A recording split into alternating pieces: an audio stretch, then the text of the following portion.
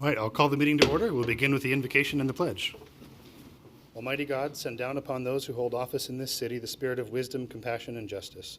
Grant that with steadfast purpose we may faithfully serve our community, seeking the common good, protecting the vulnerable, and promoting the well-being and harmony of all who dwell here. Amen. The pledge.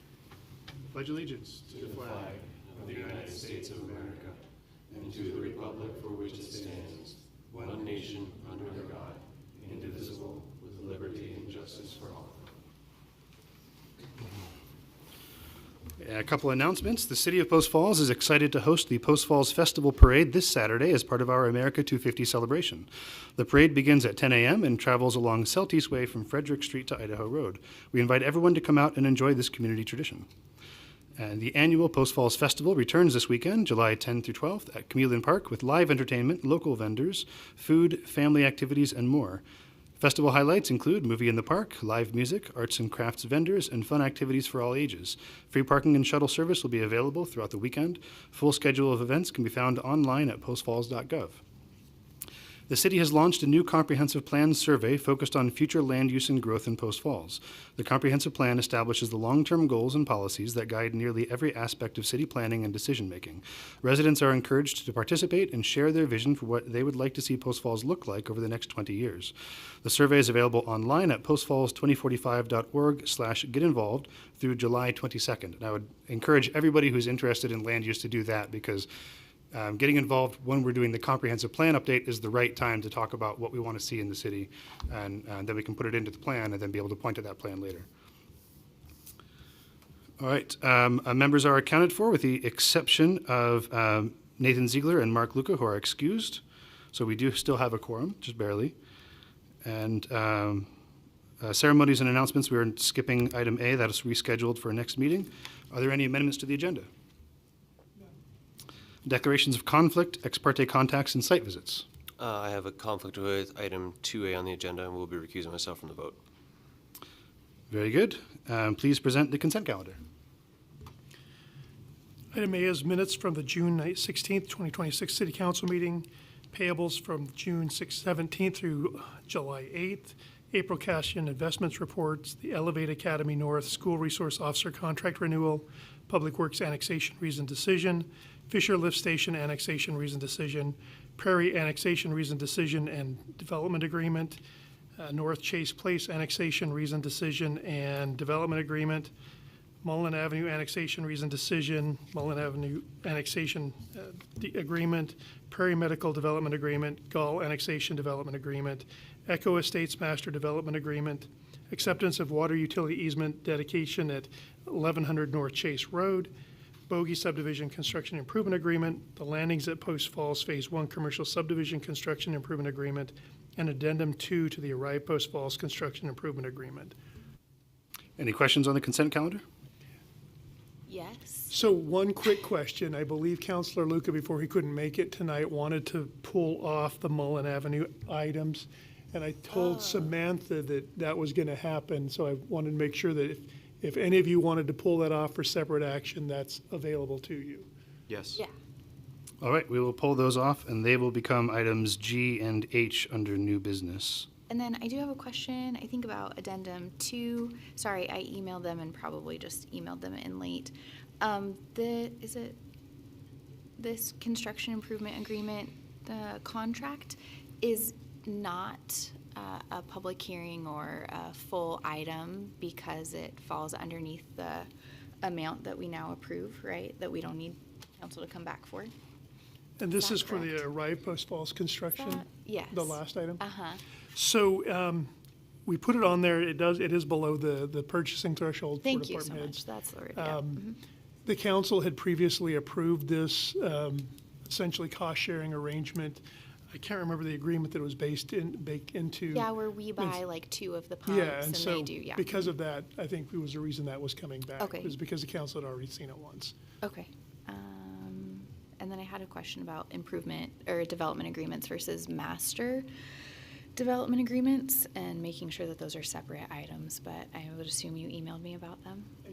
Okay, great. I will give you the quick thumb Yeah. notes version. Annexation agreements or annexation and development agreements, however you want to style those. Those are based in state law, and they're really aimed at conditions coming out of a zoning decision. So if you say, we're going to give you this zoning, but you agree to give, to do these things, that's what a development agreement is. Then- Confusingly, Yeah. in our city code, we created something called a master development agreement that really comes out of subdivision. Okay. And so they are different things, and it's really based on conditions coming out of the subdivision approval process. In our draft subdivision update, we're fixing this. We're getting rid of the MDAs because it confuses everyone. Fantastic. I think that that's been normal, but we don't normally get all the way to S on a consent calendar and see all of them right next to each other. So I just want to make that clear. Thank you. I think I'm good. All right, everyone's good with the consent calendar except items K and L, which are moved off? I move to approve the consent calendar as amended. Second. Motion and a second. Further discussion? Roll call, please. Stigleader, Aye. Plue, Aye. Malloy, Aye. Mosby, Aye. Motion passes. Thank you. We are on to public hearings. Item A, Pleasant View Meadows Annexation, ANNX-25-10. do you want to open it? Oh, yes, sorry. Open the public hearing. If he's recusing himself, do we have a quorum to vote on it? Yeah, I checked. Okay. Good evening, Mayor Westland and Council President Malloy and other members of City Council here. It's a little bit more reduced than I'm usually experiencing, but here we are. The Pleasant View Meadows Annexation, file number Annex 2510. So the applicant is Pleasant View Meadows LLC. Oh, actually, that's the owner, with the applicant being H2 Surveying and Engineering. They are requesting City Council to approve their request for RM zoning on approximately 4.13 acres. The notice, if you saw it, was I think the annexation's a little over 4.5 with right-of-way, but that's the piece that they own. The housing mix they're looking for in that RM is a single-family twin homes and multifamily townhomes. On March 10th of this year, the commission, the Planning Commission that is, forwarded a recommendation of the RM zone with their proposal as cited in their narrative. In the annexation agreement that was attached in your packet, I think that's Exhibit S6, Section 5.111 is what the current language states that says it shall be restricted to attached or detached single-family homes, duplexes, townhomes, or within a mixed-use structure. Multifamily townhomes may also be constructed if townhomes are constructed no more than 6 single-family units per structure. Can I just clarify while we're on this slide? So a multifamily townhome then does not have a property line down the wall like a regular townhome would. Is that accurate? That is, well, yes, that is accurate. So townhomes per planning's definition is individual single-family units on their own parcels. Multifamily townhomes are, as you suggested, there is multiple units on one parcel. Okay. So, but that, and that's addressed through building code, because building code has their own way that they address townhomes per their definition. Okay. So So- then a multifamily townhome would not be an ownable townhome. That would be a rentable townhome as opposed to a because it's just called out weird. It's like, oh, a multifamily townhome. How is that different than a townhome that we have in code? But the difference is the property line going down. So the multifamily townhomes would be a rentable product as opposed to a normal townhome, which would be a purchasable product, even though they look the same on the outside. Yes. 'Kay. Unless they condo plat afterwards. There is a path Oh, okay, forward okay. that after you do a multifamily development, you could condo plat those Okay. and do them that way. Gotcha. Okay, great. Thank you. Thanks. So the project location is, as you see here, it's on Pleasant View, just east of Pleasant View Road, just a little bit northeast of Highwater Drive, abutting a single-family subdivision to the south. Here is the surrounding zoning in the area. You see to the west, this is industrial zoning, that's Riverbend Commerce Park. To the south, the yellow, that's that reference single-family subdivision. To the north, there's county parcels. One thing I'll note a little bit later, and I'll note now, this there is a corridor, a planned Corbin Ditch Road path that abuts this project to the north that may provide future trail connectivity. Further to the north along the freeway, you see that red, that's community commercial services, a little blip of yellow, some other community commercial services north of I-90, and then some more single family. Site contains 2 undeveloped lots. It is over the Rathrum Prairie Aquifer. It is to note that the site is a former dump site, which from what we've been informed is that it has been remediated and is available to be developed. Water provider for this is East Green Acres Irrigation District, with the city of Post Falls providing wastewater, and it's been cited in a staff report that there is capacity to provide this for this site. Pleasant View Road is a major collector, and additional rights-of-way would be needed. So with the development of this, you would get that right-of-way along the east side of Pleasant View Road, and improvements along with that.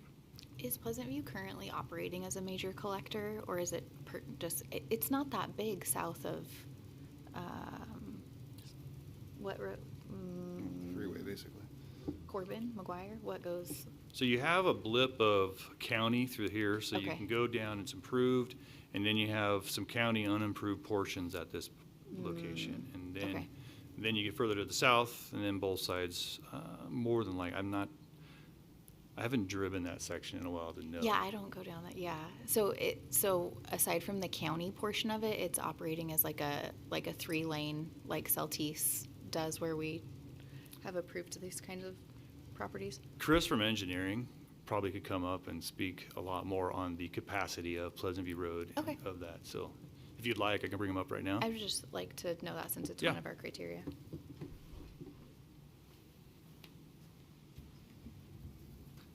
Good evening, Chris Schneider, staff engineer. I would not say today Pleasant View is constructed as a major collector. I think in most stretches it's more of a unstriped 2-lane road. There is a desire for this to be the major collector in the future with the truck traffic, as we have a lot of industrial and commercial here on the west side of Pleasant View. But today it's not really much of a road. It's functioning more as like a local commercial roadway currently. Okay, cool. And there's no capacity issues currently on it. Gotcha.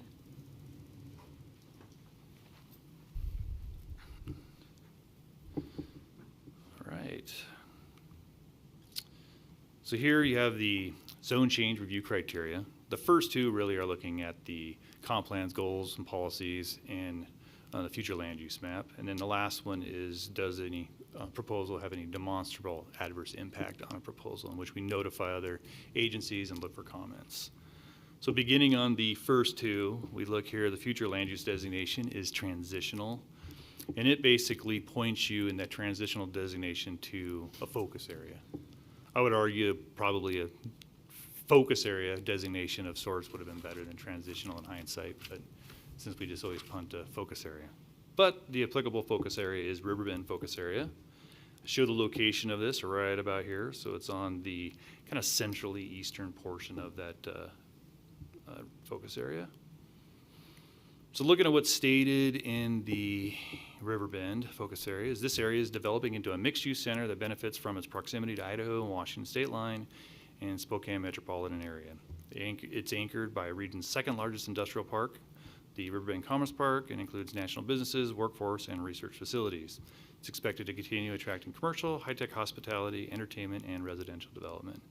And kind of that focus is kind of what'll tie into some of these goals and policies that are about to be referenced. Goal 1, grow and sustain a balanced, resilient economy for Post Falls, providing community prosperity and fiscal health. One that policy 2 may be tied to that goal, as you see here in bold, the elements. We just briefly highlight the infrastructure and service plans. So as referenced, you do see the road currently is, as Chris referenced, is kind of like more or less a local commercial 2-lane, but with improvements through time, you would actually get those improvements that would help facilitate that area. Looking at compatibility with surrounding land uses, looking to the south, that single family that was referenced, planning wouldn't consider the smaller single-family townhomes as single-family homes being incompatible, nor would we see 6 townhomes adjacent being incompatible either. Goal 7, plan for and establish types of quantities of land uses in Post Falls supporting communities' needs and cities' long-term sustainability. Policy 15 could be tied to this, as it's looking at ensuring adequate land is available for future housing needs. One of the sectors that is deficient, and we've identified, and I think in our housing needs, is that attainable missing middle housing sector. And so what they're proposing seems to fit in that niche. Another thing about the housing needs, it talked about looking at diversified housings within an area. So although this isn't a single developer doing a diversified housing product, the ultimate outcome would be multiple types of housing products near some sort of employment center and other commercial services. Goal 12, maintain the city's Post Falls long-term fiscal health. Some items that may tie into that would be policy 8 and 9. They're both dealing with infill and or doing county islands.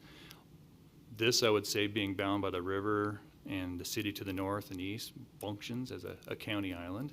And the reason why those provide opportunities for more fiscal health is a lot of times we have utility services and access nearby. It's near the city. It's more readily serviced by city services. Once again, I highlight here the site and the trail section, so you can see the abutting nature of that trail to the project. You see all the businesses there and the houses to the east. So the last one is, does the proposed zoning district create a demonstrable adverse impact on the delivery of services? So these are the agencies that we noticed. The comments that were received, they mostly are neutral, nothing in the vicinity, no environmental impact concerns, and no real issues on this that we heard. So there's the zone change criteria. Any questions for me at this point? I think I have one, sorry, while you were going through some of that stuff. Is the R1 to the south on city sewer? So are services already running down Pleasant View, or is that something that we would need to consider? From my understand that they're in the city. Once again, I don't have pipes memorized. Engineering what? do, so I would call Chris up to verify that, but I would assume that since it's yellow and we have an industrial park to the west, that there is city services. And he's Okay. nodding yes. Okay, great. Just because of that county pocket, I just wanted to be sure that it was running. Okay, sounds great. Thanks. All right.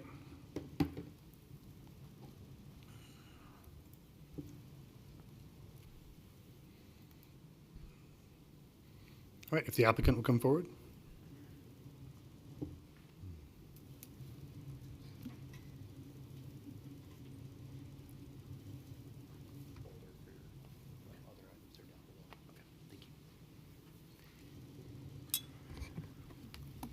Taller than me. All right, perfect. Mayor Westland, Council, thank you for considering this. I'm Kyle Cotton, here to represent Pleasant View Meadows, the applicant for this annexation. It's annexation 25-10. Want to give you just a little bit of context for what I'll show. There'll be a brief introduction, a summary of the request, a description of the approach that we've taken, the remediation, anticipating that there will be a fair number of questions related to the geotechnical nature of the work that was done at this property, a little bit about the design, the aesthetics, and we'll do a recap at the end. This annexation is supported by Momentum Architecture and H2 Survey and Engineering. So the project progress, previous phases of work, which have been loosely coordinated with the city in anticipation of a future annexation, was to do some geotechnical mitigation. That the property was a previous dump site. It was an unofficial dump site, which just means that nobody really knows what was put there, and we had to go and find out. We're now at the phase where we're seeking annexation, which means we've characterized the nature of what was there and done a substantial amount of remediation preparing this for development. So the annexation request, as you already heard summarized, is the annexation of 2 unincorporated lots adjacent to Corbin Ditch off Pleasant View Drive. That's at 561 South Pleasant View. The property, as John noted, was 4.52 acres, including the right-of-way. The request is for the residential mixed zoning, and Planning and Zoning Commission has already indicated a potential approval for that. Land use is indicated as transitional, adjacent to that major collector, albeit the status of that is maybe not as robust as some of the other major collectors in the city. It is generally conforming with comp plan goals 1, 7, and 12. There's additional right-of-way along Pleasant View that will be dedicated for development during the entitlements portion. And that would come with when the property is put forward for any subdivision work. Property was formerly used as the dump site and remediated by the developer.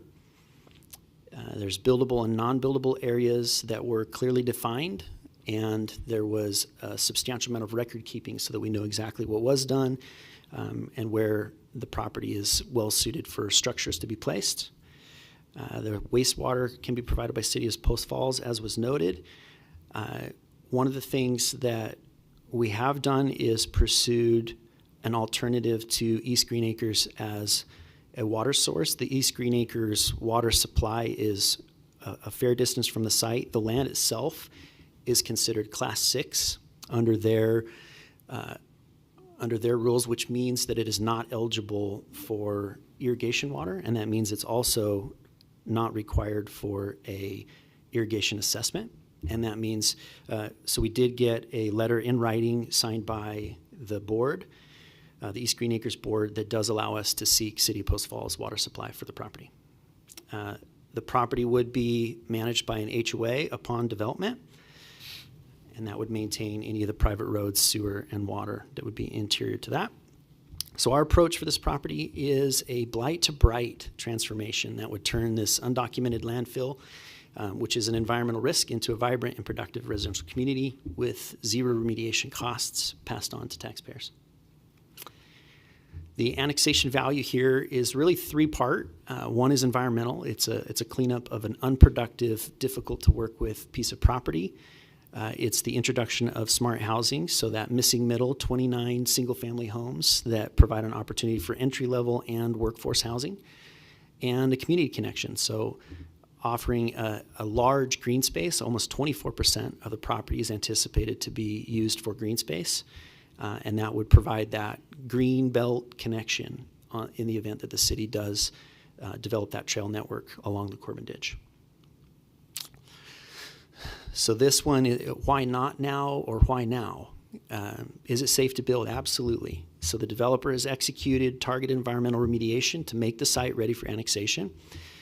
We'll go into that a little bit further here, but the housing layout respects the geotechnical work that was completed and does take advantage of a large green space area in a portion of the site that was not substantially changed. How does this affect city services? It's a highly efficient layout. There are a block of 10 townhouses expected to front on Pleasant View, and the remainder of the homes would be twin homes and a single family home that are accessed via private drive. So very small amount of city infrastructure required to support this. There is water and sewer available at the southwest corner of the property. Sewer is available by gravity, so no lift stations required, and both of those should be 8-inch lines, 8-inch water, 8-inch sewer. What's the case for annexing now? So there is some time sensitivity and interest. The first of those is this perfectly addresses that missing middle in this housing market that's difficult to afford and difficult to find entry-level housing. We also would secure the potential for that green space connection in advance of the city's plans to build out that Corbin Ditch, which would allow you to include that in any of the planning for routing and access to that. And in addition, there's also the chance to shift water service from East Green Acres Irrigation District to the city, making that transition seamless. So let's talk a little bit about the remediation. These are all actual site photos. So these are pictures that were taken out at the property during the course of the work. So this is the status of what was there before we started doing remediation work at that property. You can see in this photo there's a number of pieces of trash that are hanging out of that bank. So the property was once a landfill again. There's a substantial amount of potential environmental risk with that. We used test pits to kind of get a general assay of where the refuse material was at. We did find a large portion of the property had no refuse material, was native soils, but there was a clearly delineated area. This is a summary of work picture. So upon the close and the finish of the geotechnical work, Area A was fully remediated, meaning we went all the way down to native material below any of the deleterious material that was there and rebuilt that back in compacted lifts. Area B was minimally processed, which means we filtered the top 5 to 10 feet, pulled the large fraction trash materials out of that, and then recompacted that. And Area C was the area I mentioned earlier, which had no evidence of trash, and that was native prairie gravels all the way down. So this is one of the transects that we did. That's a trench that's on the upper right corner there, and that shows essentially how we tracked where the refuse material went on that property. We used a grid system to keep careful track of the areas that had been fully remediated versus the areas that hadn't. Each of those grids that you see in the dashed yellow is a 40 by 40 square. And we have excellent daily logs and documentation from the geotechnical engineer that provided full-time oversight for that work. So this was the process. The upper right is essentially what was dug out of the ground. Bottom center is the first phase of filtration, which is going through a 2-inch sieve. Lower right is a 1-inch processed material. And then the picture at the left is what we produced on the back end of cleaning the trash out of the materials that was there on the site. And that is a very nice structural fill that compacts really well. It's a fantastic structural material. The restoration work, this is pictures in action, top left. That dozer is about 12 feet, 13 feet tall. So we're down 16 to 18 feet pulling material out, and that's about where we hit the bottom of what was there. The process for restoration is to go down until you run into native materials, and then to build back slowly in 10-inch lifts, compacted and moisture corrected, all the way up. And so that you can see bottom center is the roller, and that's a newt gauge that's on the ground there. Everything that's here is compacted to 92% density per ASTM standard. Restoration work, so we have moisture correction there. Here's the geotechnical summary. So this is sort of everything wrapped up. There was 9 test bits used to first identify the depth of waste. That's where we built that plan to go with a 40 by 40 grid and to tackle it in a grid fashion. The waste screening process was 2-inch first, then a 1-inch minus, then a 1/2-inch minus. We had Liberty Geotech was the geotechnical engineer of record for this. They provided full-time oversight, and we have all of the daily logs and evidence which was included in the submission to the city. The major excavation on this occurred between 9/6 of 24 and 11/8 of 2024.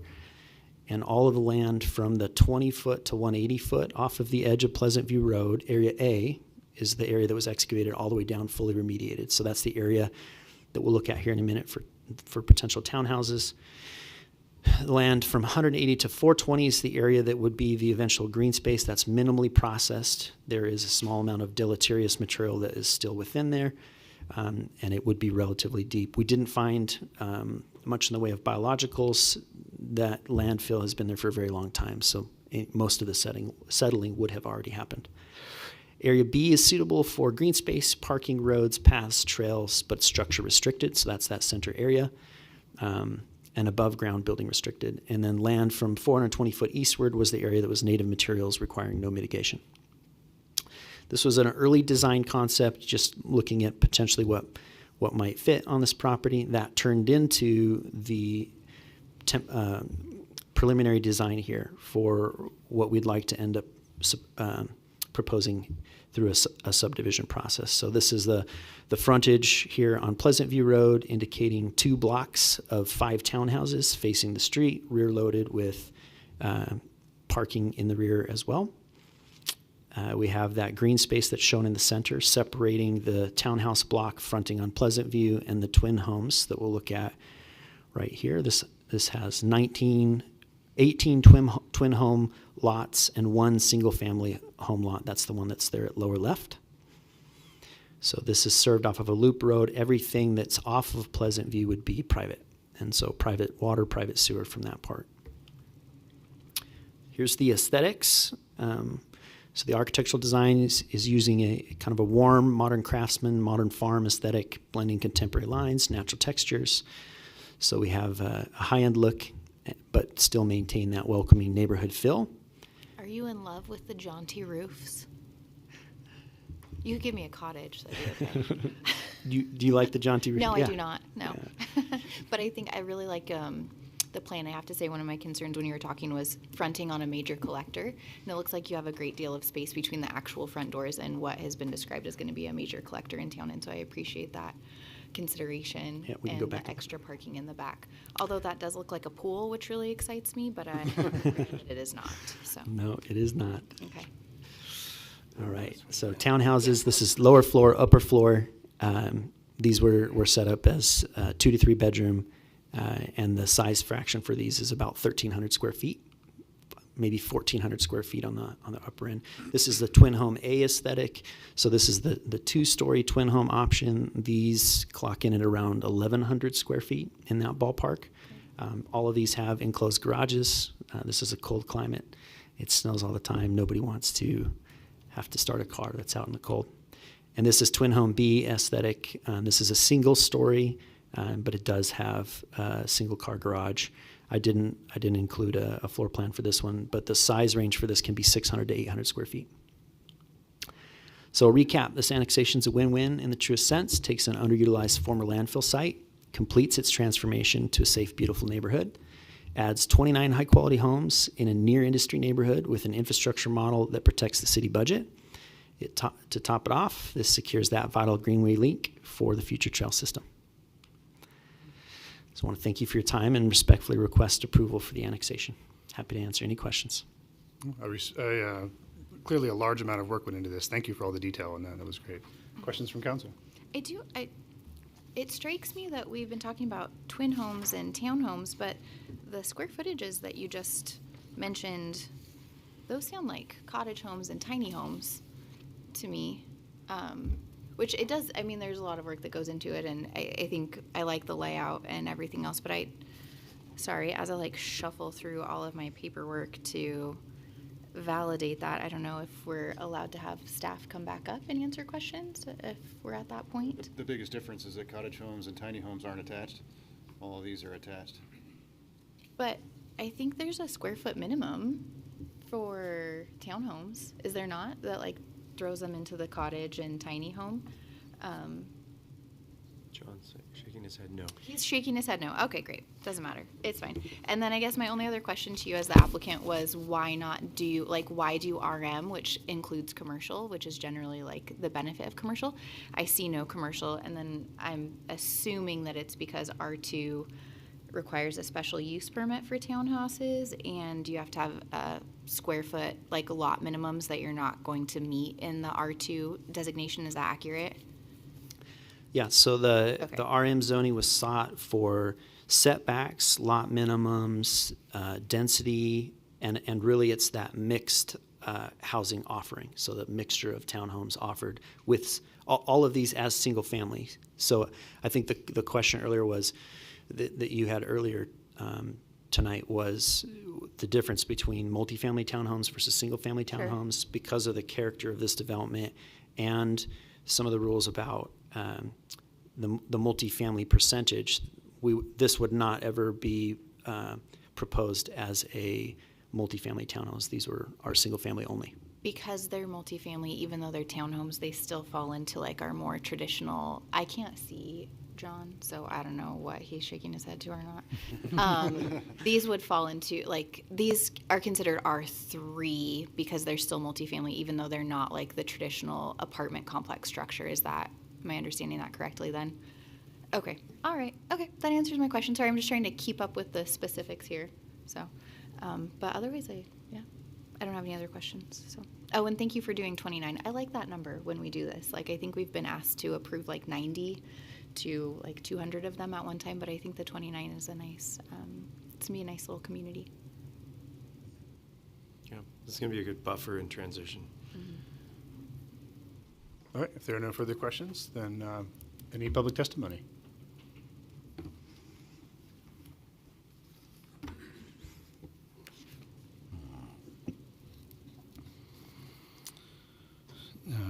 In favor, not wishing to speak, John Stone. In favor, not wishing to speak, Ryan Martin. In favor, not wishing to speak, Tim Wilson. All right. So then there's no need for rebuttal, and we can go on to closing the public hearing.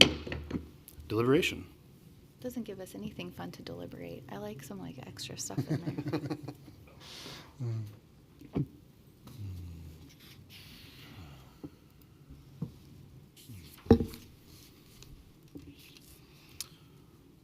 All right, the first question before the council is on the annexation. Is the annexation in the best interests of the city?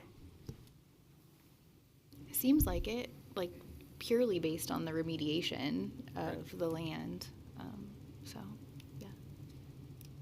And I think it provides a much needed source of workforce housing in a very heavily commercialized area.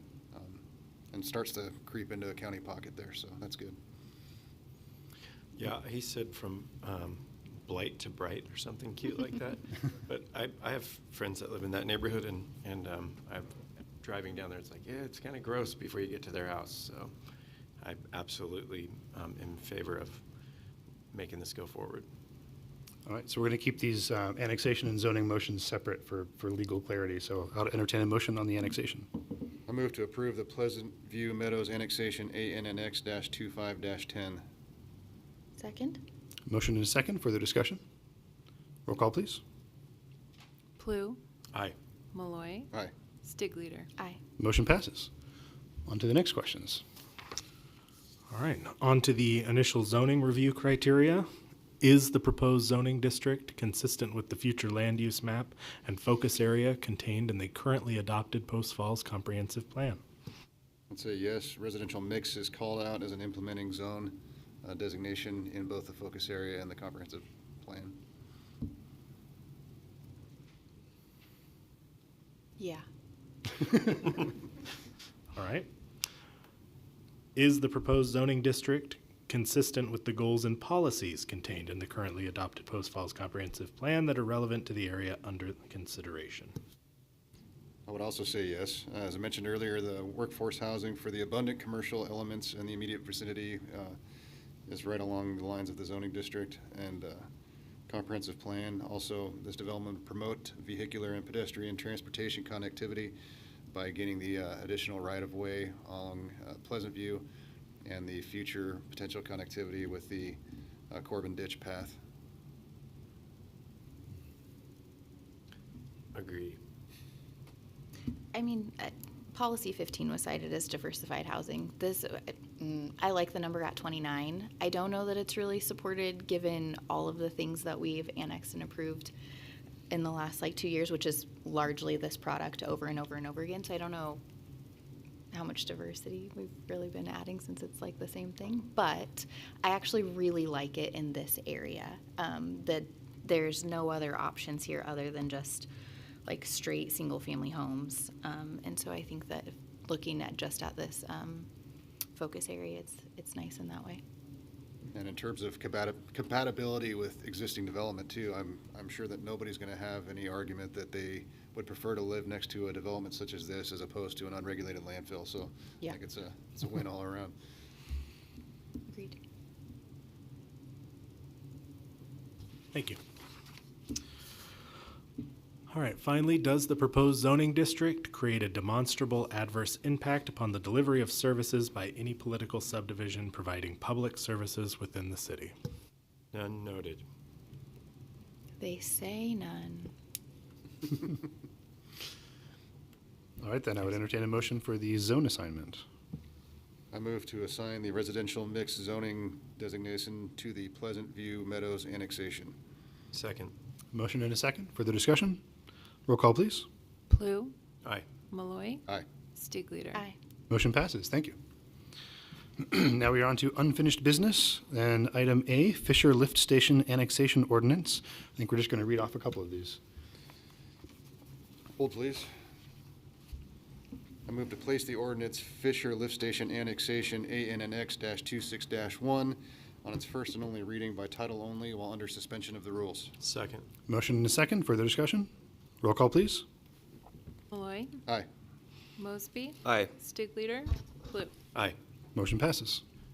An ordinance of the City of Post Falls, a municipal corporation of the state of Idaho, annexing property consisting of approximately .51 acres located at the northwest corner of North Howell Road and West Fisher Avenue, providing for amendment of the official zoning map and providing for an effective date hereof. I move to approve the Fisher Lift Station Annexation Ordinance ANNX-26-1 and to direct the clerk to assign the appropriate number and that it be published by summary only. Second. Motion and a second. Further discussion? Roll call, please. Malloy. Aye. Mosby. Aye. Stigleader. Plue. Aye. Motion passes. Item B, Public Works Annexation Ordinance. I move to place the Public Works Annexation Ordinance ANNX-26-2 on its first and only reading by title only while under suspension of the rules. Second. Motion and a second. Further discussion? Roll call, please. Mosby. Aye. Stigleader. Aye. Plue. Aye. Malloy. Aye. Motion passes. Make sure I have the right one, sorry. An ordinance of the City of Post Falls, a municipal corporation of the state of Idaho, annexing property consisting of approximately 16.04 acres located east of the intersection of North Pleasant View Road and West Hargraves Avenue, providing for an amendment of the official zoning map and providing for an effective date hereof. I move to approve the Public Works Annexation Ordinance ANNX-26-2 and to direct the clerk to assign the appropriate number and that it be published by summary only. Second. Motion and a second. Further discussion?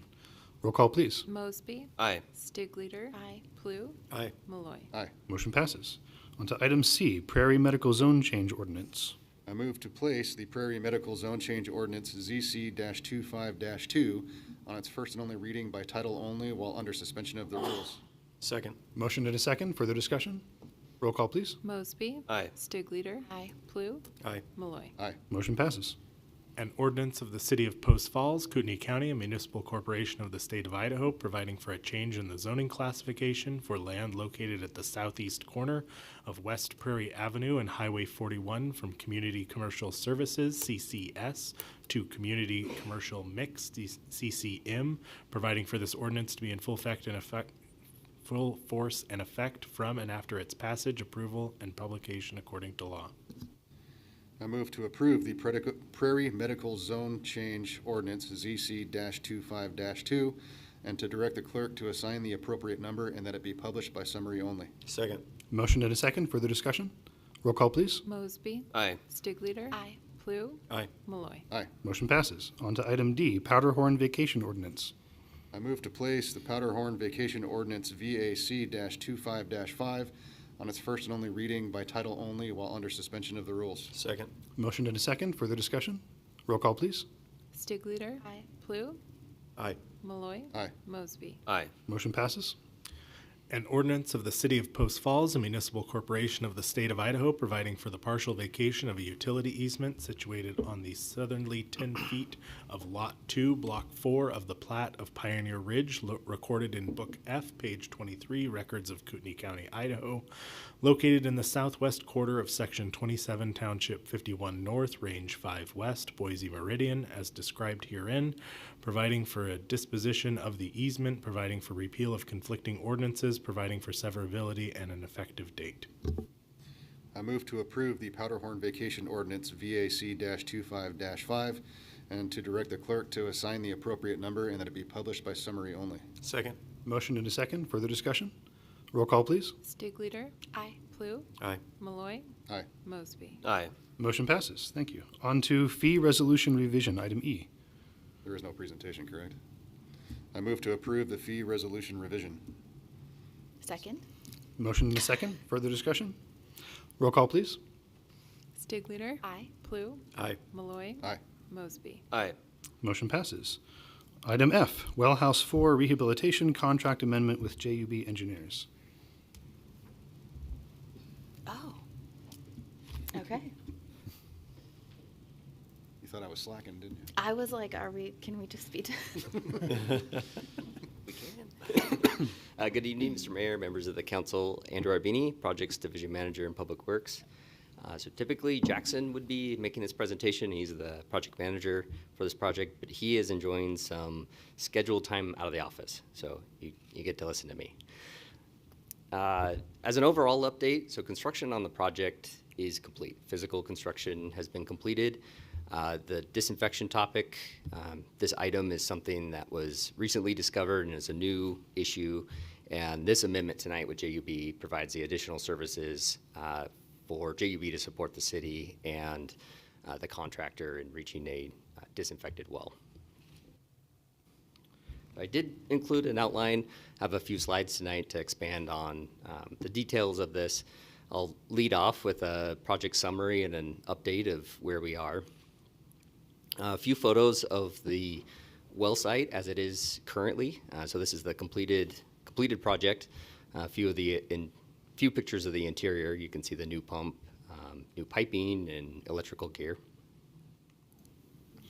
Overview of the project. This was identified in the current water system master plan and was identified as a full replacement project. So that included the existing well house that was there and the pump, which dated back to 1970s. Following construction of the project, the contractor is required to return a disinfected well to the city. Following the initial test of the well, it came back positive for coliforms. I'll talk on that in the next slide of what that is. So following that, the contractor proceeded with chlorination steps to reach a disinfected well. To date, those have been unsuccessful. A note here, the well is isolated from the water system, so we're able to isolate that. It's not pumping into the drinking water system at all. So talking on well disinfection, the contract includes a very comprehensive disinfection procedure. And the two primary constituents that are being tested there are coliforms and E. coli. Coliforms are essentially a natural occurring bacteria often found in water, plants, soil. So in and of themselves, it's generally harmless, but they are an indicator that contamination could be present or is present, such as E. coli, which does present a health risk. In reviewing the disinfection steps taken to date, there's been some variances in what the contractor has carried out in the field to achieve a disinfected well to what the spec requires. This gets into a little bit of means and methods, and typically contractors have some leeway to take different steps and still accomplish the same thing in the end, where it becomes more of a discussion point when those efforts have continued to prove unsuccessful. And so to date, we've communicated that based on the review of the plan implemented in the field and what the specification requires, that the contractor has not met the entirety of the specification. Some of that leaves some question about dosing. Did you actually apply adequate dosing, as an example? Some additional information. So prior to construction of the well, there's no known contamination at the well site. We essentially assigned a new well or existing well to the contractor for construction. We have not ruled out an external factor. That has been some conversation. There's been some conjecture. Contractor has presented that. Maybe there's another source, and we don't have enough information to know if there could be an external source that is causing this. So the continued path, the next step would be to continue disinfection and in closer alignment with that specification. A most recent update on this topic, so last Monday, this was after I submitted the agenda item, we met with the contractor, JUB, the contractor, the project team, and discussed the disinfection efforts to date. And at the end of that discussion, the contractor has offered to provide another disinfection plan. That would include review by JUB, their subconsultant hydrogeologist, and providing input. So this will provide a more robust testing plan with direct input from the engineer and subconsultant, and working towards getting a disinfected well and getting to a resolution on this. So that brings me to the specifics of the amendment. This is broken out into two parts. So the first part is an increase to an existing task item we have with JUB as part of the construction of the well. It's the observation task. So this would be an increase of $32,000 billed as a T&M, so services as needed. This includes the consultation with JUB and their hydrogeologist to advise on disinfection plans and provide that input. The second task is an optional support services. Should the city choose to pursue additional testing by another contractor, this would allow those similar support services to occur with another contractor. Taken together, the total is $67,000. That's the request tonight in this contract amendment, and funded out of the same well house budget code. I guess one note on overall project budget and where we sit. We had a previous amendment that came to council for some delays related to the project back, I think, November timeframe. We have, the contractor has agreed to a negotiated deduct to the contract to offset some of those delays. And overview of the project as a whole, and looking at the estimated project cost from 2024 when the project was bid, we're about $20,000 of the project estimate. So we're very close even with all of the additions. I think the project estimated cost was 2.27. So we're about 2.29. So with all of the changes, we're still somewhat in alignment with that original estimate from a few years ago. Next steps. So I had this bullet point in here, continued discussions. We had a very productive conversation. I think that's a key point as well. The contractor has done a lot of work to date to make attempts at getting to a disinfected well. We've also noted that there's some discrepancies or some variances here, and they've continued to come to the table, and they're willing to give this another effort. We're also inclined to help get to a point of resolution where we can keep moving with the goal of getting this well online. Another point is staying within the contract. So I think extending the services with JUB is an example of that. It continues to retain the engineer as the engineer record on the project, and then provides the expert guidance to city staff in making these decisions and recommendations for what to do next.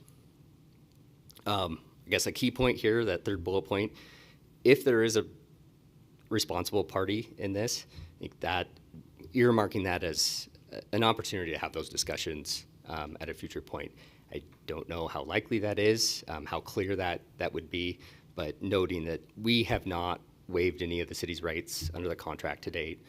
In fact, the city continues to hold retainage on the project, and then there's also some unpaid balance of work that's been completed but not requested. So overall, we continue to retain the city's rights in that. And then, assuming we're moving forward, that ultimately working towards project closeout and final documents of the project. So with that, I will answer questions. You mentioned something about adequate dosing. What are we talking about?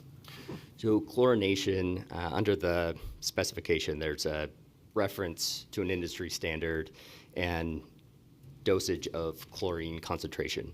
So when there's recommended amounts of that, and to date that's been applied, but it's not entirely clear if it's possible that was diluted in the process. If you add too much water with the chlorine, are you actually getting that percent concentration that you intended to put into it and creating an adequate solution? And if the solution is inadequate, then it would have an inadequate effect on sanitizing the system. Is that basically what it's getting at? Correct, and the system would be the well itself. So it's the well shaft, approximately over 200 feet deep, and it's that formation at the bottom of the well is what we're talking about here. There's the concentration, but there's also just the steps in, do you have sufficient contact time? There's also considerations that a significant amount of chlorine and that you're not damaging equipment as well. So there's a balance of that contact time. So with the advice of JUB and their subconsultant, they've They've had some recent experience. It sounds like another well somewhere else that had a similar instance. I'll say that the presence of coliform is not unusual. That is fairly common after construction of a system, water system. In this instance, we've been involved in 4 wells now and have not experienced this to this extent. Talking with our experts, that they do have some experience with that, and so the experience would say that this may have occurred during the process, and it just needs more aggressive treatment and an approach. Thank you. Sorry, do you mind?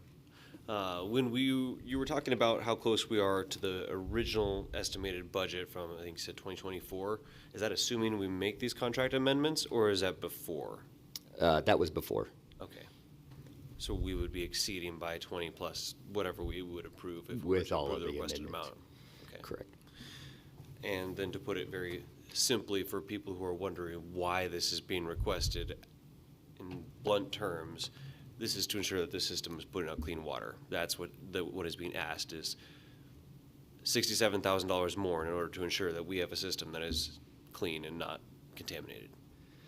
Correct. And it is, we cannot bring the well into service until we can prove and provide that we've achieved a clean well.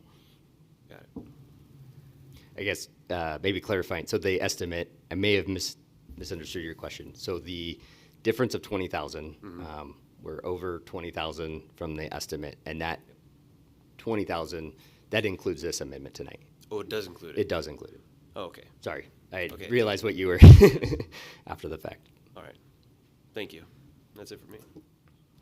Can I lay out this timeline a little bit then? Okay, so we Yes. have a scheduled well upgrade on a well that was functioning fine with clean water, that we had put money aside for, got a bid, needs to be upgraded, fantastic. We're thinking ahead and taking care of the residents. It gets delayed for reasons that seem reasonable, and that's happened sometimes. And now we have the well built and finished, but it's not sanitized appropriate, or it's not sanitized, which is also something that can happen with wells that we know about. And so we try to sanitize it using normal means, but the means that were used were not those that were delineated very specifically in the contract that we have with the person or the company doing the work. So we have not yet reached the end goal of having a sanitized well like we started with, to provide clean water to the residents, as was pointed out. And so now the city is being asked to pay almost $70,000 to continue with our contractor, who is not direct, with our engineer of record. That is not the contractor doing the work, because the contractor that was doing the work has not been able to sanitize the well and has not used the specific means that were written out in the contract to sanitize that well. Did I get like the details of that accurately? You can just ask yes or no, because I have more questions after this. Okay. Or answer yes or no. Yes, that is, I think you accurately portrayed that. Okay. The disinfection, so I think what's unclear at this point is the source of the Sure, contamination. and that's fine. So my concern with it is that there were steps that were supposed to be done, and I appreciate what you're saying, that there's like some wiggle room and like we have some room to operate independently, provided that we come to the necessary endpoint, which we didn't come to.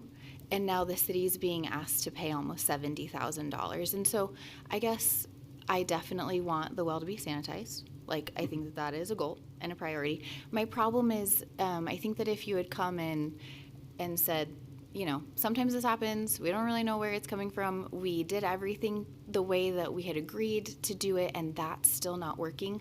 So now we need to pull in more resources, and we need to pull in more people to think about it, and we need to pull in more ideas, and that's going to cost us more money. That seems reasonable to me. It seems unreasonable now at this point that since it wasn't followed the way that the city had agreed that it would be done, that the city would have to pay more money. Right. So there's a variance in what's been done and then what's to the spec, and we've been very careful that we're not accepting something that is, we don't want to take on that ownership. Of course.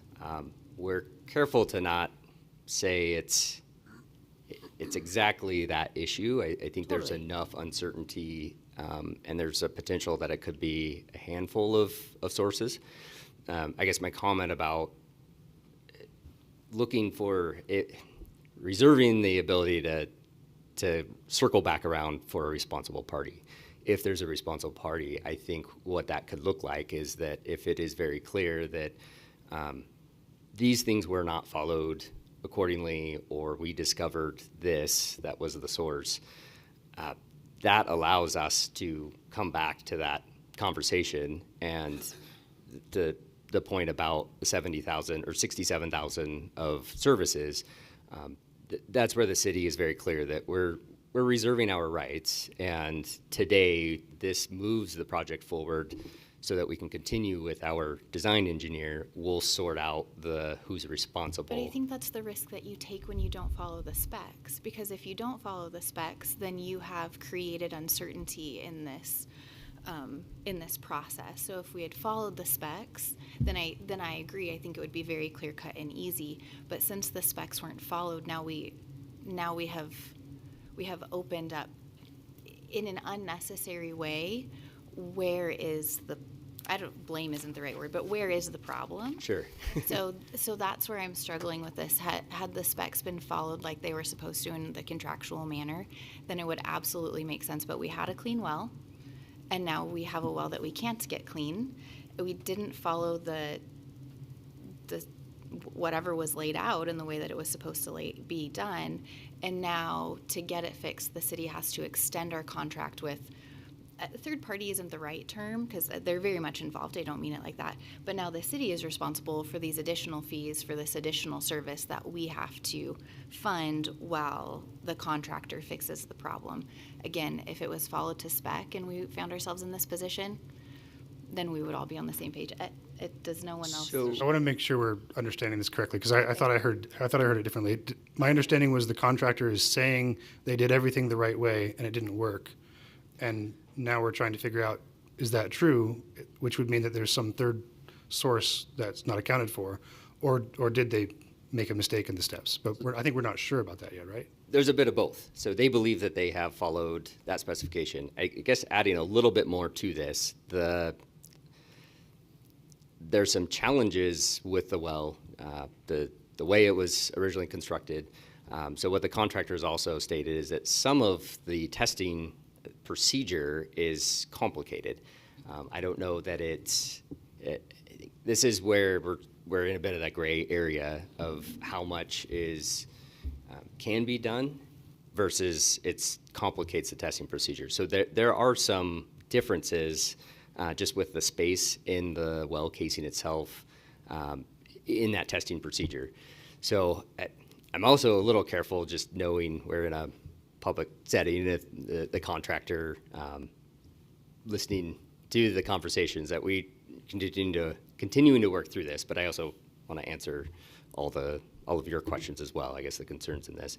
So there's the contractor believes they have accomplished the spirit of the specification. We've pointed to a few areas that are unknowns. We're not able to check the box on that yet. We're also scratching our heads a little bit that this is not typical that we see this.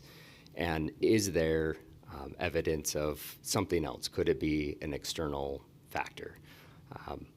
I understand we're spending the money to move forward with JUB or making that recommendation. That allows us to continue making progress towards a resolution, and then I guess our approach would be to revisit if there is a responsible party and come back to that. And would this additional scope help us make a conclusion about whether someone was responsible for it, or whether is it going to include some sort of investigation that's going to say, yes, someone did something that caused this condition, and therefore they should be responsible, or it was an external factor? Is that part of what we're going to learn through this, what's asked today? Through the process, if it becomes clear that, hey, we find for an example, we find something in the well that is a tool, and clearly, okay, that something occurred here. It is a challenging situation to know for a fact what the source could be. There's been a lot of work that's occurred at the site, just physical construction work, and as we continue to test, I think best case scenario is that we move forward with this revised testing plan that the contractor is putting together. Anticipate we would see that soon, and best case outcome is that provides for a disinfected well. If we learn information along the way in that points to, okay, is there a responsible party in it? Did someone miss something along the way? To me, that would be the time that we could circle back with a contractor and have those conversations. Along the lines of reservation of rights under the contract, we continue to reserve rights to LDs, so any delays to the project, additional delays, if we are talking a responsible party, that is a mechanism under the contract as well.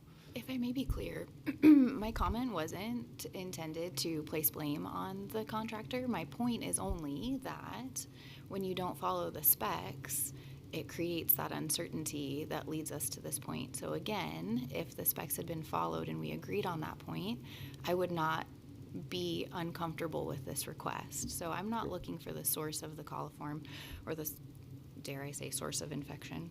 I think I'm mixing genres. What did you say earlier? Yeah, vocational. Vocations, yeah. So that's not my point. My point is that there was a contract that seems to have had steps and not recommendations, but like ways to do this that I think we agree now were not followed to the letter. And so we didn't come to the conclusion that we wanted to come to.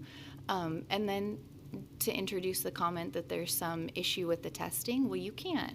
I mean, anyone that's worked in a lab or works with lab, there's no give on any of those because they have to, all of their standards have to be perfect all of the time for you to trust the measurement that comes out of it. So your comment about there might be problems with the testing space now. So then how do we trust the tests that come out of that? So now I have more questions, but to this, if it is something that we need to talk about in executive session or in a workshop, I'm not comfortable with allotting more money and more time if we didn't follow our original contract in the first place. And I would like I'd like to stick to those pretty solidly before the expectation is just to come back to council and ask for additional money so that we can keep the project moving. The way I look at this, there's another factor too, is that, so let's say, for argument's sake, that the specification for testing, we don't know for sure if it was done exactly according to specification. So we run through this again, and with correct paperwork, oversight, documentation, yada, yada, yada, we are 100% certain, and it's demonstrated that the spec was followed perfectly this time, and it still doesn't work. Mm-hmm. Well, now it's not really not necessarily a contractor problem. It's like there's a bigger problem. Yeah. That even if they had followed the specs, we'd still be here today. Yeah. So I think we need to, if we go through this process and it still doesn't work, Mm-hmm. then that kind of takes away because you didn't follow the spec, we're here. That's not the case anymore. And that's not the point So- that I'm making. The point that I'm making is that we didn't follow the specs and we didn't come to but we also didn't get the outcome. So was it because we didn't follow the specs or was it because there's something else wrong? But we can't answer that because we didn't follow the specs. Correct. So if we go through it this time and it's demonstrated that the specs are followed and it works, now we get to perhaps circle around and say, okay, is there some fault here? Mm-hmm. Then we can Sure. go back and try to Yeah. recover that. But we need to know if the spec is going to work first or Yes, not. I agree.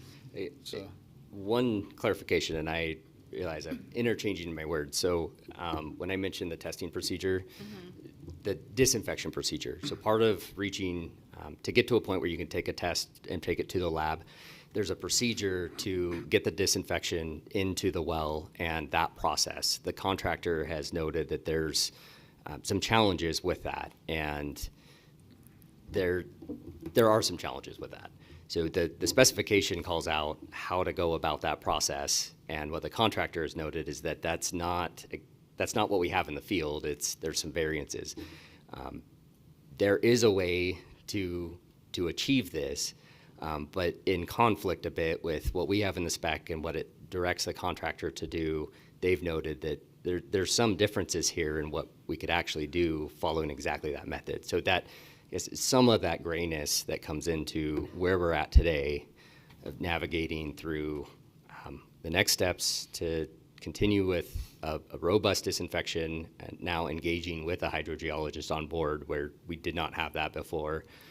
This is not common to see the test come back to this extent for this long. So we are now engaging, or I should say JUB is engaging with a hydrogeologist that's providing that direct input and guidance to move it forward. Yeah, so realistically, I mean, you have a textbook standard, and then realistically on the ground, reality is saying we can't do it along those lines because of the way things are with this old well. Right. There's But it's some not, it's a points new of well. consideration. It's not an old well. It's a brand new well. So the casing is the existing The well casing. is the existing well. Yeah, so the rehabilitation project essentially replaced everything up above the ground. We kept the casing in place. It's a 16-inch diameter casing. And then the pump, and there's a shaft that extends down to the aquifer over 200 feet. That assembly went into the casing, but the existing space that the contractor is working in to disinfect the well is, there are some constraints. So now it's some specs can be followed, but potentially weren't, and then some specs can't be followed and also weren't, and thus what specs need to be followed and shouldn't be followed. So now there's even more quandary here and grayness that continues. So I think there's only two ways. There's so much grayness that we just approve the money to you and move on with this, which I think is the wrong standard to set and the wrong place to be in these, or we say, I mean, the other decision is to not allot it until there's sufficient clarity to really understand if the specs that weren't followed should have been followed to have it. So I guess one must decide between the two. Mr. If I Beanie, I would ask, what has been asked today? Is there a certainty in the outcome that if we approve these funds today, that the result is going to be clean water coming out of this well? Moves us in that direction. So obviously not a certainty, but Yeah, is there a certainty that if we don't allot these funds, that the water coming out of the well is not going to be clean? It's a matter of what our next steps would be on the contract with the contractor. If I guess pursuing that in that route, I don't know that goes smoothly. But I think there's a couple different avenues if we're not proceeding with the engineer of record. I've glanced over my shoulder a couple times. The Public Works Director, John Beecham, I guess provide an opportunity if you had anything you'd like to add. I guess I'd open that door. He's just going to leave you in the hot seat. We've been having conversations with the contractor and with city staff, including our legal staff as well. So Yeah, what I hear you saying now, before he speaks, is just the contractor needs more support with implementing the disinfection, and that's why we're calling in the reserves to figure out a way that this can be done with the existing well setup. correct. Okay. I'm fine with that. Hi, everybody. I'm John Beecham, Public Works Director. Thanks for letting me straggle in late. I was at a different meeting. I would go back to what the roles are to answer some of these fundamental questions. So JUB is our engineer of record and our hired construction management firm. So their job is to, for example, contractor says we followed the specs for this disinfection and testing procedure. We send that to JUB and say, did they? They write a report that says yes, no, maybe. So what we're asking for today is their continued help in analyzing the project, in providing technical recommendations to get to a clean well. The contractor's job is to do all of the disinfection and testing. So in the absence of JUB, city staff would be making all those technical decisions. Did the contractor follow this? Okay, they did. What next? Well, we don't know because we've never done this before. We have not, as city staff, experienced a disinfection not working in this way. JUB and their geotechnical engineers have, so that's why we're interested in having them on board. But if we So had at the clean end of the water- project, if we can say, sorry, I didn't If we mean to- had clean water now, would we need to spend this extra 67,000 for JUB? Right, okay. So- And that's, yeah. If at the end of the project, we can point to the contractor and say it's their fault, they should have done this right the first time, and we had to spend all this extra money. There are contractual provisions to go and claw back some or all of that money. If we get to the end of the project and it's gray, that's very difficult to do. And if we get to the end of the project and they have done everything exactly right, then we're sort of, if we do not have technical advisors, we are at a very big loss for what to do with the next step forward. So staff's recommendation is we need our technical advisors to help us get through this. We are not trying to sort out the blame for what's going on at this point in the project, nor do we have enough information to even do that. That sort of happens at the end of the project, and that's how the contracts are set up.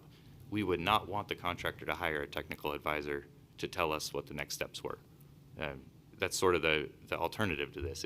If not the city hiring an advisor, do we make the contractor do that? They're going to hire someone who says it's done right already. That would be in their interest to do. I don't think the question is what you're explaining, though. I think that we understand the role of JUB and the city and the contractor. I think the question, at least for me, is if the specs had been followed to whatever extent they needed to be done that's in the contract, you know, we could still be in this position, but since they weren't, we can't know if we would be in this position. And so I want to see the specs followed and then need to spend the money, not to say the specs may have been followed, but may have not been followed, and thus we don't have the outcome that we were looking for, because we don't know if that's because our specs weren't followed or if because there's a bigger problem. And I mean, that's like, I that's would my like point. that too, but I don't think we have that option. I don't know what that would look like if we tell the contractor proceed, but we're not going to have an engineer on the job until you get the well clean. So what was JUB's answer then to, so if JUB, the way that you're explaining it, is looking over what the contractor is doing and saying yes or no, they're doing what is in the contract, what was JUB's answer to these specs that haven't been done? Was JUB's answers yes, they did what needed to be done, or no, they did not do what needed to be done? They went through the entire report of what the contractor said they did. They noted deficiencies, so Okay. spec is not 100% met. Yeah. Lots of things were noted as sufficient, Okay. but deficiencies were noted in multiple attempts. Okay, So their conclusion is the spec was not followed. so can we have the specs followed and then see if the water's clean, and if it's not clean still, then we can do this? We can, but without authorizing JUB to help us in that, it will be city staff performing the role of the engineer reviewing that work. Because we won't have a technical advisor, because they won't be under contract to us. I think to kind of go back to your analogy a little bit and thinking about this, I think anytime there is a dispute as to whether or not the spec has been totally followed, I think the contractor would say that they followed the spec, where we're saying that there are deficiencies.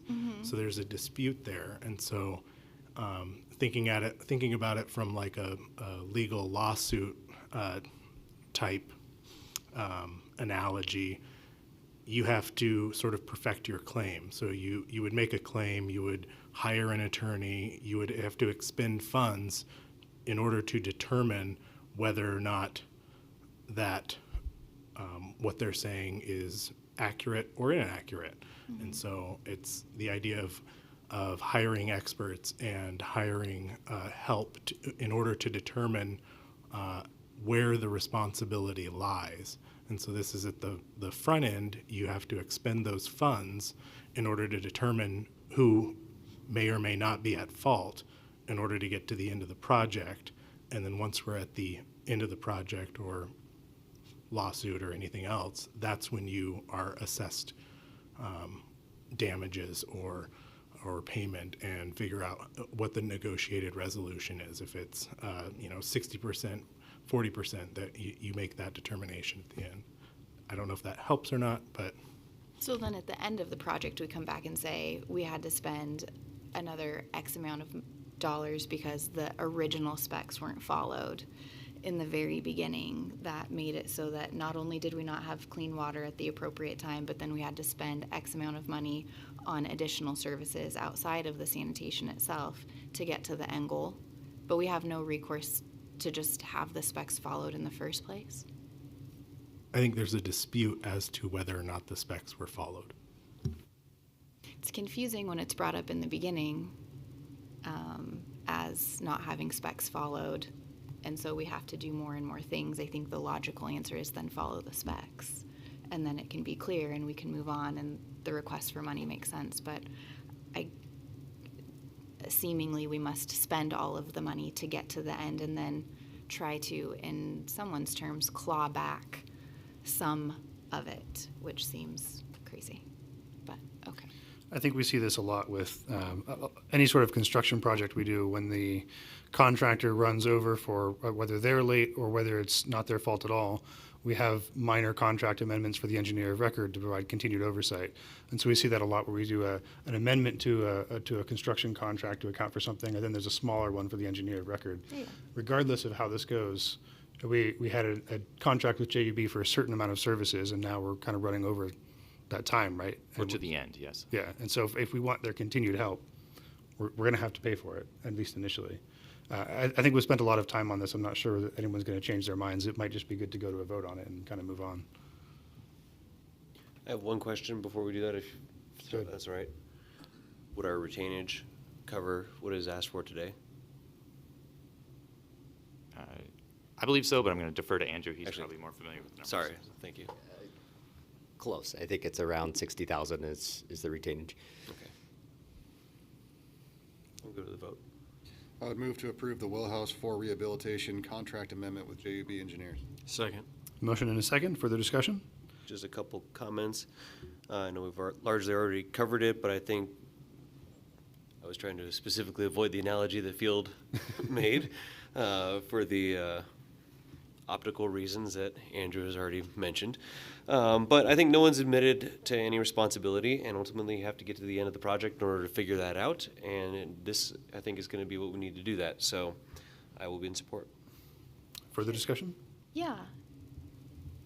I think that it is important how we communicate these things. It's not, it does matter, and these things are important when we're asking for money and we're asking to continue amendments, and we do see these often. But when the reasons are brought up in certain ways from staff, it wasn't council that tried to blame anyone for any of this. It was part of what was communicated in the packet of why we are where we are. And we do have these amendments all of the time, but there's often reasons why we have to extend or ways to do that. So I don't appreciate the assertion that I'm making a big deal out of nothing or continuing to talk about something, but it matters when we have these amendments all of the time to contracts, especially to residents that see us just kind of approving these things for reasons that really, in the way that they're presented to us, make it seem like it's not the taxpayer's responsibility to pay these in any other way that we would work with other, like how we would operate with a contract that we have. I understand what JUB does, and I understand what the contract person does. I understand their roles, but I still think that it's worth making sure that we're just not approving things because somebody didn't do something the way that they were asked to do it in the first place, and then we're over schedule. So the city's responsibility is to get their consultants to spend more time on it and more money. So I understand all of that. But it's worth talking about and being clear about, especially since this isn't our money that we're spending. So that, yeah. And to that point, I would appreciate that Mr. Arbini has done a good job of explaining how the city has retained its rights to go after that afterwards, and he bothered to explain the retainage. So I appreciate staff for putting together this presentation to explain how if we go through this, that doesn't mean we're just spending money to fix an issue. There's rights and remedies as there are in any contract dispute, but you have to go through the dispute in order to get it back. So I appreciate staff's efforts in presenting that. I think they did a good job. Further discussion? Roll call, please. Plou, Aye. Malloy, Aye. Mosby, Aye. Stigleader. Aye. Motion passes. Thank you. Now we are on to the K and L items from the consent calendar that would pull off into unfinished business. The Mullan Avenue annexation reasoned decision.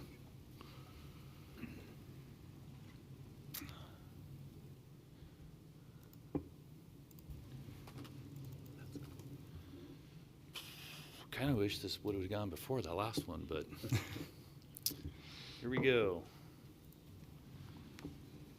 So yeah, the Mullan Avenue annexation, reasoned decision, and development agreement. We're gonna rehash things a little bit and see where we go from there. So, as was presented originally, the owners of this is North Idaho Surgical Hospital. Their representative was Angie McFay. They were looking to annex about 4.39 acres with that community commercial services zoning. Here was the location of their proposal. It was just east of Syringa, north of Mullan Avenue. They're hatched there in red, about halfway between Greens Ferry and Syringa. There is the zoning to the west. You see the residential neighborhoods in the county to the north, and surrounding to the east and south of Mullan Avenue, there was that community commercial, and then it was identified there was a portion there that you see that was not part of their request. So on April 7th, that was the first time we all got to enjoy the presentation on this. And at the end of it, it was kind of kicked back a little bit and say, hey, it was approved, but said subject to a restriction on residential use. Staff went and kicked that to the applicant. The applicant more or less said, well, we really don't want to have anything restricting multifamily. So we brought that back before you on May 19th. We discussed that. And then council directed staff to work on the applicant to see if there was a zone that is amenable to them that does not permit by special use permit anything else than 100% of R3 residential. So staff looked at it in different ways, and we've said that the only zoning designation that appeared to match the direction that we got was that community commercial mix, that mixed zoning, because in that it allows up to 50% multifamily. It allows an opportunity to look at that development agreement and cap that element. So the agreement provides the same limitation on multifamily residential uses that our mixed zoning does. So here's that section 2.5 in that agreement. You see currently as drafted that it says owner agrees that multifamily residential uses on this property will require a special use permit and further may not exceed 50% of the total development site. So that's what the current language is, of which the applicant has agreed to that cap. To note, special use permits are a heightened review and may establish additional conditions to mitigate the impact of the development to neighboring properties. So you see neighbors to the north, the special use permit, things like increased buffer distance, regulating height of multifamily, distance of separation. Those are all items that aren't in our code, but you can go above and beyond that through the special use permit. Similarly, depending on what ends up to the east, similar stuff can apply there and west. And we do have buffer requirements in our code as well. Yeah, thank you. We do. So yeah, I mean, I don't know if Field, if you want to chime in and add any more to that. Yeah, again, I would just reiterate when this first came to council on April 7th, It was approved for annexation. It was approved for CCS zoning with the restriction in the development agreement. And then again, when the development agreement was not agreed to by the applicant at the subsequent continued deliberations on the 19th, the direction from council was to see if there was a zone that was amenable to them that would meet that under 100% of R3 residential. And looking at that again, we because the annexation and zoning was approved at CCS, the easiest thing to us was to just insert the CCM requirement on multifamily into the development agreement. Again, sort of word for word. And so that was our thinking behind it and how we got to this place. I think much of our conversation before was restricting not residential, but specifically Multifamily. with a specifically multifamily. CCS allows cottage homes, duplex, townhomes, and twin homes by special use. But I think it kicks them to the R3 zoning when they get that special use. So I don't know, I guess the question that we have to answer is, are we okay with 50% multifamily, or are we, are we okay with residential but not multifamily? I thought it was better than 100%, so I appreciated that. And it's one of these lesson learned kind of things that, because now we have a very clear delineation of the annexation versus the zoning vote, and so, we are in a bit of a pickle here. So, Yeah, what are our options? I guess I can't answer that, but I thought the acceptance of a 50% restriction was a win and allows everybody to move forward and on with their lives. Yeah, I rewatched the May 19th deliberation, and yes, there was a lot of different deliberation about many different topics, but ultimately the motion that we have to rely on is that work with the applicant to see if there is a zone amenable to them that does not permit the special use permit or anything else 100% of the R3 residential. And so that was the motion that was made, that was seconded and approved by council. And so we kind of have to take, yes, there was all of this other deliberation, and there was, I believe, even some deliberation that it should be limited to just what was in the county. Allowable density in the county, but ultimately the motion and second that the council directed staff was that find a zone that works, and so that's where we went from, and the zone that would most fit that direction would have been the CCM, but again, because it was already sort of approved and at that sort of annexation and CCS zoning, we thought the easiest way to accomplish that was just to insert that same condition from the CCM into the development agreement. I mean, what's kind of nice about the CCS versus the CCM, though, is like you can have twin homes. I mean, there's more products that might be more palatable than like the traditional multifamily, even if they could have it at 50%. Like there's other products that are available in that zone that wouldn't have otherwise been available. It's kind of nice. Just saying. Right, yeah. So we're kind of stuck with it. And does this not just reiterate to Joe, you were in my point all of the time that, gosh, it would be nice to have a commercial zone. So. Yeah, I looked at this, and given the totality of the circumstances, I think I took it as a win. Yeah. And move forward. I agree, and I think that Field has done a good job of explaining how this does meet what we voted on the 19th. So I would move forward. So I move to approve items K and L, the Mullan Avenue annexation reasoned decision and Mullan Avenue annexation and development agreement both numbered ANNX-25-7. Second. Motion and a second. Further discussion? Roll call, please. Malloy. Aye. Mosby. Aye. Stigleader. Plue. Aye. Motion passes. Thank you. I would like to say thank you to staff on that one, too. I was the one that made the motion last time around, and I know it was a whole other round of negotiations that were probably not pleasant, so thank you for taking the lead on that. All right, we have nothing under new business, so we're on to citizen issues. This section of the agenda is reserved for citizens wishing to address the council regarding city-related issues that are not on the agenda. Is there anyone who would like to speak?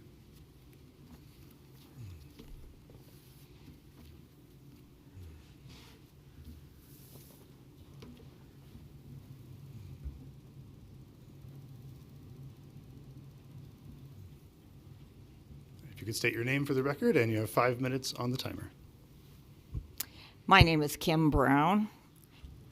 I'm a charter member of the Post Falls Historical Society and a past president. And I'm here tonight to talk to you about the Chapin Building, the RFP, comprehensive planning, and the need for improved communication with the public and with the society concerning historic issues and historic properties.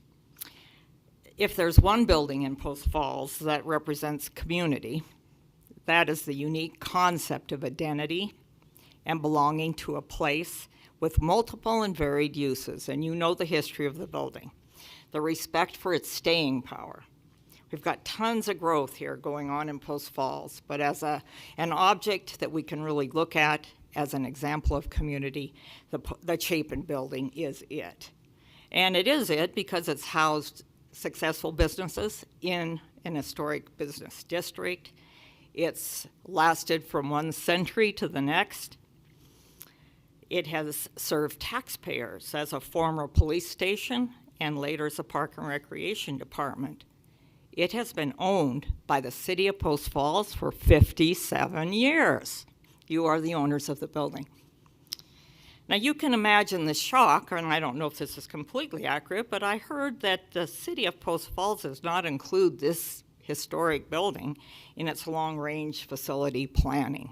Of course, me being interested in history, that is a red flag, because you know we have very little here in Post Falls to hang our hats on. It is, and so I'm hoping that that is not the case. And I'm really, I want you to be aware, and I'm sure that you are, that there were previous mayors and councils that did maintain that building. And they did this from 1969 until 2009. So that's a long time. And then the Post Falls Historical Society, because of comprehensive planning with the city, with the community, and I will tell you, I personally have worked with the following mayors: Francis Wilhelm, Cecil Meyer, Don Camps, Kent Helmer, Clay Larkin, and Gus Johnson on historic preservation issues. So these mayors were definitely on track with the society and our many efforts, and also this Chapin Building. So that's how we kind of ended up with it. And you may know that we were really interested in the previous city hall, which was demolished for this facility. So we were still very, very thankful to get that old building because of its historic integrity. And it, of course, is a rather small unit. But even so, it was a place for us to continue our historic preservation efforts. Hopefully the City Council and the Mayor and all of you have read the RFP that the Society has spent several months on putting together. And I am hoping that you will read that carefully. There's 22 pages of it. And that you will also post it for the taxpayers of Post Falls to read and understand our commitment to that building. Our commitment meaning the Society as a nonprofit organization. Since 1988, the Post Falls Historical Society, as members, friends, community supporters, have communicated the desire and the preservation of that building multiple times. I've come into the council multiple times to various groups, and our issues are the same: preservation of our history and promoting it whenever we can. And by that I mean in the parks, along the waterways, along the walkways, along our sidewalks, and certainly with existing National Register sites. We have communicated those concepts and different ideas of achieving that historic preservation to the staff multiple times. And we've also shared that in comprehensive planning. And I'm overjoyed to know that that planning is still continuing. You can bet we will also submit our concerns to that. I'm hoping that the city and the council and the mayor have received and have carefully looked at the RFP. And I hope that you will post it so the taxpayers can read it also, because I think there's a misconception about the Post Falls Historical Society and its track record here for the town.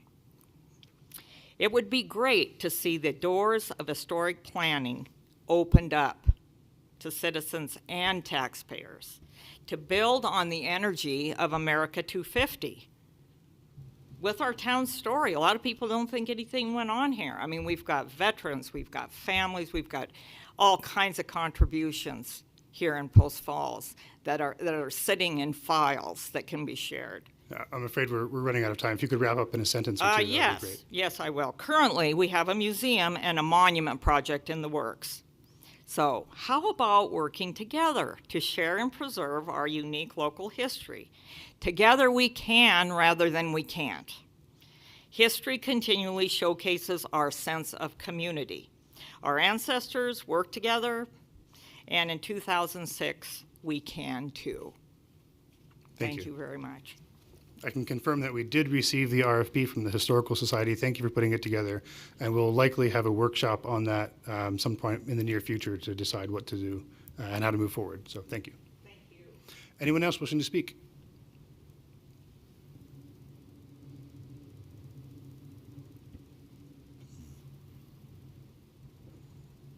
All right, name for the record and 5 minutes on the timer. My name is Chris King, and I'm the president of the Post Falls Historical Society. We recently welcomed in 90 students from Celtice Elementary at our museum. The week before they arrived, I saw this old gumball machine in the corner, and I thought, before they come in, I would like to get that working. So I ran on 3rd Street, and I had it rekeyed by the locksmith. Had it all cleaned up, and I put in the gumballs, and I set it out for the kids. I thought, oh, this is great.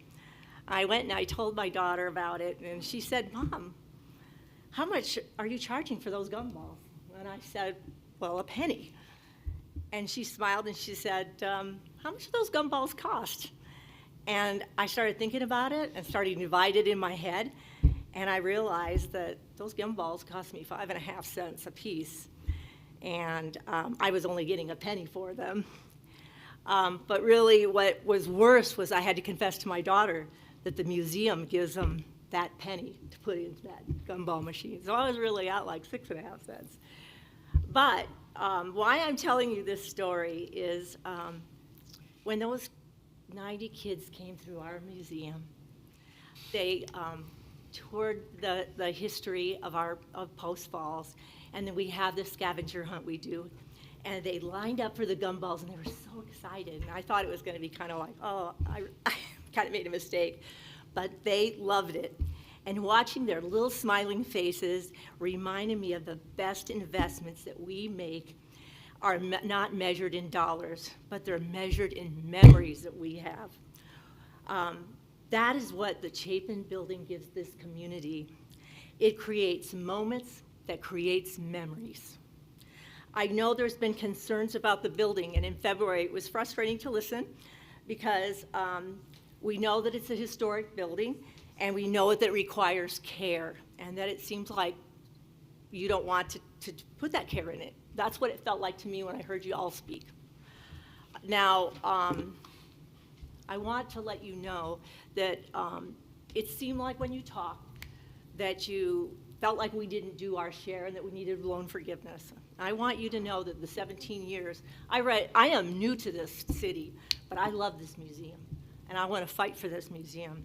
I read everything I could find about the museum. I've read every piece of paper, every email. I picked up every box and read the history that people have provided to us over the years. And what I can tell you is that for 19 years, we have invested and we have done our part that we made in that license in 2009. We honored our agreement with the city, we maintained it, and we operated it as a museum. We invested about $80,000 to $100,000 in that building. We have created value in that building for you. Community volunteers, local businesses, Gino Construction came in for cost so that we could have that building that you see there today. The way it looks in there today is because the museum, or the Historical Society and Gino Construction came in, and they did that work for us. They, even when we were short money, they gave us a present of painting the whole inside of the building so that we could have that as a beautiful monument to Post Falls history. I have talked to Rich Wells, who was the original person who did the flooring. He redid the flooring in that beautiful building. He remembers it, the way it smelled, and how he felt bonded to it by doing that work. And now he's the president of Gino.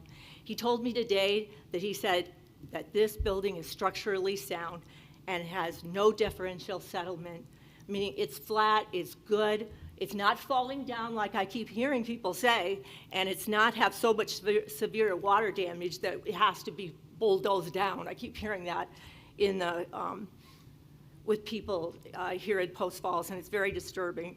We spent a lot of money improving that. We improved the gutters. We paid for all the mitigation work in the basement, and the building is no longer experiencing water damage. I want you to know that, and you're invited to come down. I'll take you down to that basement, and I'll show you what it looks like. It's great. We are not standing still as a museum, as a board. We're really working every year. We are growing. We are open 4 days a week, not one. We do private tours on those days that we're not open. We have schools come in, and we do special events. In fact, we're going to do a special event in August, one I'm very proud of, about a photographer, Margaret Everts, who is a Post Falls. She was a photographer, and she also was a third-generation Post Falls person. And we're doing that in conjunction with Rosemary Manor. Our board is exploring new ideas, from expanding hours, like maybe in the evening, because sometimes when I work in the evening, people will come when they're walking and having a drink and eating. They'll come in and they'll look through the window, and I'll just let them in while I'm working in the museum, and they love it. We're a little over time, if you can wrap up. Okay, can I please. try to Yes. wrap it up real quick? Okay, so what I'm saying is that we're really reaching out. I started talking to people. We found that the possibilities of maybe renting out one of the rooms to a realtor, because one thing great about the Historical Society is that when a realtor brings in a customer and they can be introduced to the history of Post Falls, we had a lot of interest in that. A lot of realtors seem to think that would be a really good place for them on Spokane Street. Can you just give me one more minute? As I walked through downtown Post Falls, I thought about this a million times, because I'm sure that you have your side that I don't understand, because I tried to come in and talk to you, and your lawyer said that I was unable to talk to you, the mayor, because I wanted to get a better understanding of what was going on. So I walked through the city, and I thought to myself, we do need restaurants, we do need shops. I know this is a valuable property, and I know we need successful businesses downtown, but it also needs a place to remind us who we are. The Chapin Building is more than a museum. It's where grandparents tell the story to their grandchildren. It's where children discover the history of their hometown. It's where new residents feel connected to their community. Not every public investment generates revenue. Some generate identity. Some generate pride. Some create memories that last a lifetime. And we have many people who come in and give us those lifetime experiences when they come through the museum. Thank you. These investments are worth making. I respectfully ask you to look beyond what this building cost and at times, and consider what it gives back to the people of Post Falls. And thank you for letting me go over. Thank you. Thank you. Is there anyone else wishing to speak? Seeing none, we'll move on to, we have no staff reports tonight, so mayor and council comments. Any comments from council? All right, seeing none, Sorry, I was just formulating my thoughts there. When you were mentioning the prospect of a soon coming workshop in regard to the Chapin building, I think it might be worth considering having it start with maybe a site visit, just a walk through to see what it is we're talking about. You know, that might be something worth considering. all right, yeah, I think we can maybe put something like that together. Thank you. All right, seeing no further business and absent any objection, this meeting is adjourned.